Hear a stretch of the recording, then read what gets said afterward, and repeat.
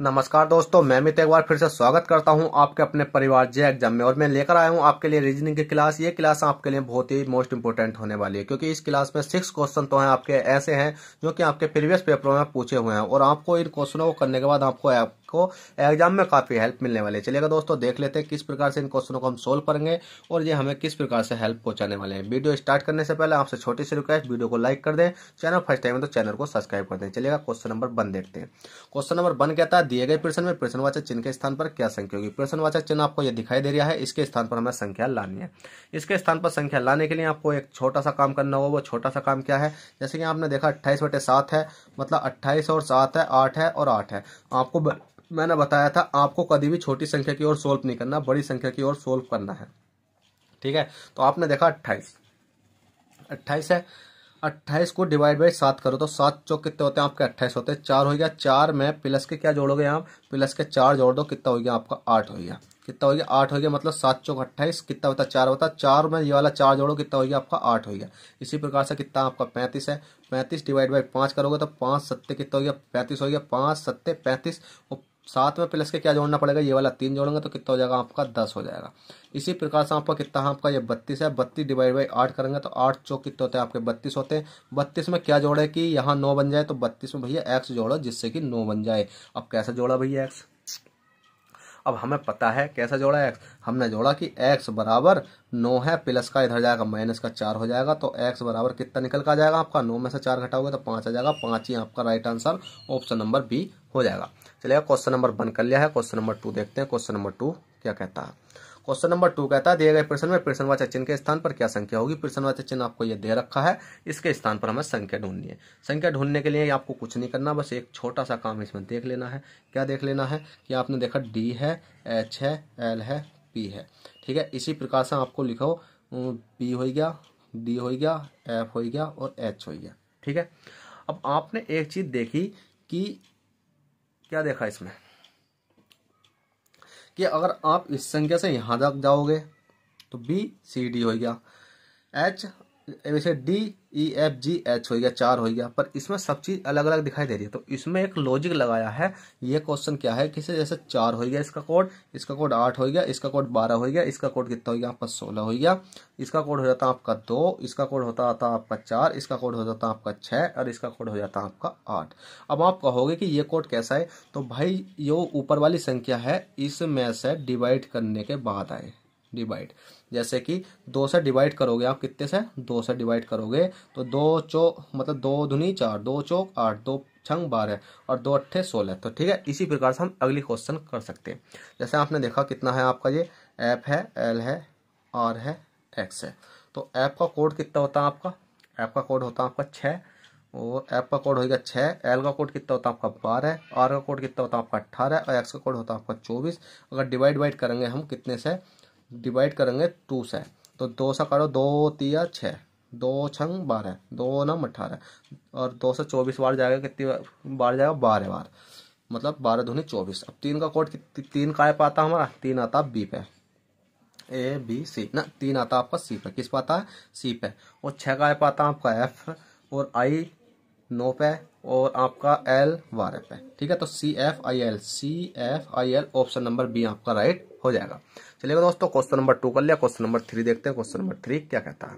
Question 3 कहता है, दिए गए प्रश्न में मतलब दिए निम्न में से किस संख्या में श्रृंखला का सामान्य गुण नहीं है।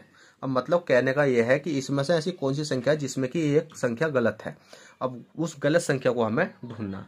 कैसे ढूंढेंगे भाई, ढूंढ लेते हैं। हमने देखा 81, 36, 25, 9, 5, 16। अब आप सोचो सर आपने नीचे क्यों लिखा, आप हर बार तो इस प्रकार से कराते हो, इस प्रकार से कराते हो। तो भाई आपने देखा 9 का स्क्वायर होता है ना, ये 9 का स्क्वायर ये किसका होता है, 6 का स्क्वायर होता है, ये किसका होता है 5 का स्क्वायर होता है, ये किसका होता है आपका 3 का स्क्वायर होता है, और 5 किसका होता है, 5 तो किसी का होता ही नहीं, 5 क्या होता है किसी का होता ही नहीं। और 4 किसका होता है, 4 का स्क्वायर होता है, 4 चौक 16, 3 तिया 9, 5 पंजे 25, 6 छंग 36, 9 नम 81, 5 किसी का नहीं होता, तो option number A he, option number A right हो जाएगा और 5 आपका गलत हो जाएगा। मतलब इस श्रृंखला में जो सामान्य गुण नहीं है वो कौन सा नहीं है, 5 नहीं है। चलिएगा, क्वेश्चन नंबर आपके 3 हो चुके हैं। क्वेश्चन नंबर 4 देखते हैं। क्वेश्चन नंबर 4 क्या,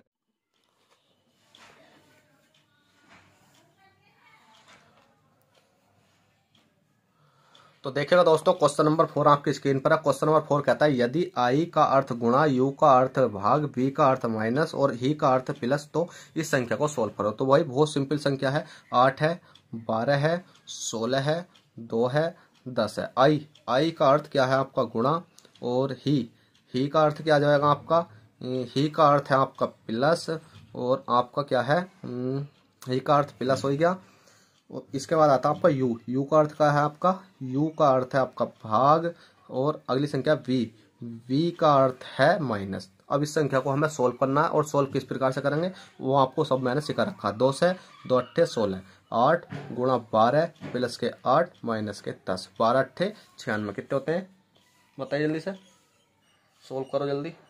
1 मिनट, आँख में क्या डल गया। 12 अट्ठे कितने होते हैं आपके 96, 96 प्लस के 8 माइनस के 10। 96 में से 8 घटाओ, कितना बचा आपका जल्दी बताओ। 96 में से 8 घटाओगे तो कितना बचेगा आपका, 96 में से 8 घटेंगे, 96 8 कितने होते हैं आपके 104 होते हैं ना, कितने होते हैं 104। 104 माइनस के 10 करेंगे तो हमारा बैठेगा कितना 94, और 94 ही हमारा right answer option number B. चलिएगा दोस्तों, क्वेश्चन नंबर 4 हो गया है। क्वेश्चन नंबर 5 देखते हैं। क्वेश्चन नंबर 5 क्या कहता है, ये आपका राइट आंसर है, ठीक है। क्वेश्चन नंबर 5 देखते हैं।